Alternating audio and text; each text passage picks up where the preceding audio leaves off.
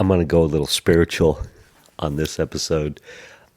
I had a couple of thoughts recently, and one of them was I had,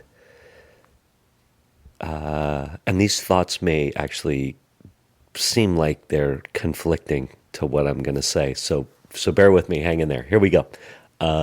This, in summary, it's the power of being in the moment. That's the bottom line. The power of being in the moment, and most of the rest of the stuff is just shiny objects. The results that I crave, the the financial success I desire, the girlfriends I hope to have, the the looks, likes, follows, the social media glory. It's those illusions, the illusion of the shiny object. So I was on one of my walks the other day, and I had been on a meeting, a group meeting that with a spiritual community that I'm in, and I did this online meeting, and it got me thinking, and it was an hour meeting, and people share their experience, strength, and hope, and it's not round robin-ish, but it's what do people call it, popcorn or boy girl tag or whatever. So someone will share their experience, strength, and hope, and then when you're done, you if I got picked, then I would pick a female, and I think you get it. But anyway, got off this meeting, and I can't even remember what the topic was for the meeting, but spiritual in nature, again, experience, strength, and hope stuff. And boy, but as soon as the meeting was done and I was walking, it was a Zoom meeting, so I could zoom in while I was walking, which I love to do. And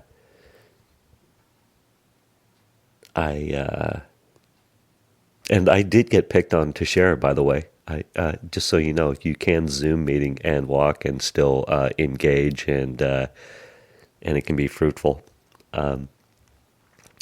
But meeting got done, and I had one of those strong moments. I'm 54 years old as I record this, and after going through sort of this extended midlife crisis, where it's like, hey, I will get these thoughts of, and this awareness of, I'm going to die.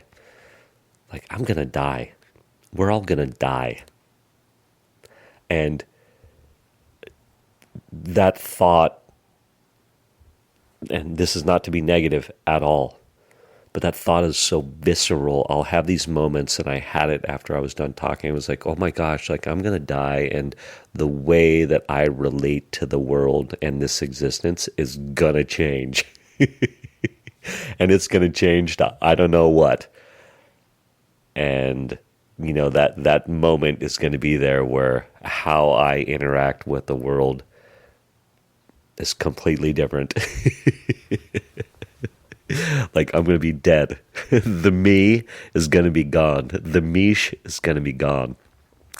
And I used to run from those thoughts or that experience, that mental experience. And now I like to lean into it. I'm like, all right, cool. Let's lean into that thought. Let's get shaken to your core. Those are like shake me to my core moments, right? In a powerful way. And so, like, literally experience the ego's death. Like, I'm like, oh my gosh, let the me, this might be a little out there for you, but whatever. Let the me, like, go there and be like, really realize, like, oh my gosh, like, you are gonna die, and the way God's got you useful on this planet is gonna be done. How am I saying that? Am I saying that nicely? But it's so powerful. The more I lean into that, the more I get at least how can I say this? The more I get an idea of what's next, or the more I get comfort into the next, how can I say it? Like, if I don't lean into that, I can't comprehend anything past it. But the more I lean into that, this thought of we're going to die, the more I can have a vision of, I'm not going to say there is an afterlife, but like the vision of an afterlife, if that's what you want to call it. This idea to lean into that came to me through, what is it? I'm looking on my bookshelf right now. It's not the Yoga Sutras. It's the Bhagavad Gita and Arjuna's Path. Had to look on my bookshelf and hit pause. But anyway, the Bhagavad Gita, Krishna's talking to Arjuna, or Arjuna's talking to Krishna, whatever it is. I've lost track, but go get it. It's an awesome book. Great lessons in there. But basically says, hey, I believe it's Krishna's talking to Arjuna, and it says, hey, you can't have an idea of the afterlife or what's next or the big spiritual concept unless you lean into it, and you lean into the death part and experience death while you're living, like that egoic death. And so I have embraced that, and it's been extremely powerful for me.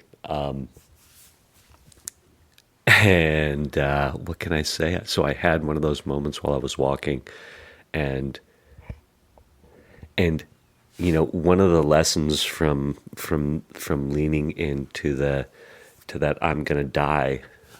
Not only does it make the moment extremely powerful and shed light on what's extremely important in the moment, and it can be different things for different people.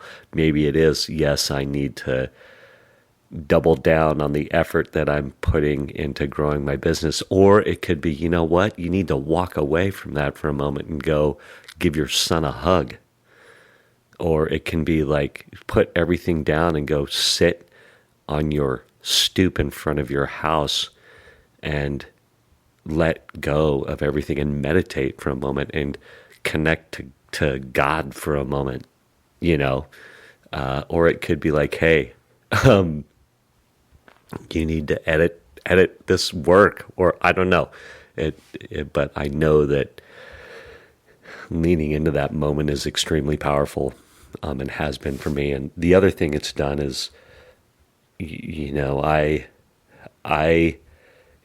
when people were convicted in God, or that there's a God, or there's an afterlife, or they're convicted in what their higher power is, or what that source is to them, and they're convicted of and what the next after death is to them. I couldn't believe people. I was like, you're full of crap. There's no way. It's not true. Your beliefs, it's a false conviction.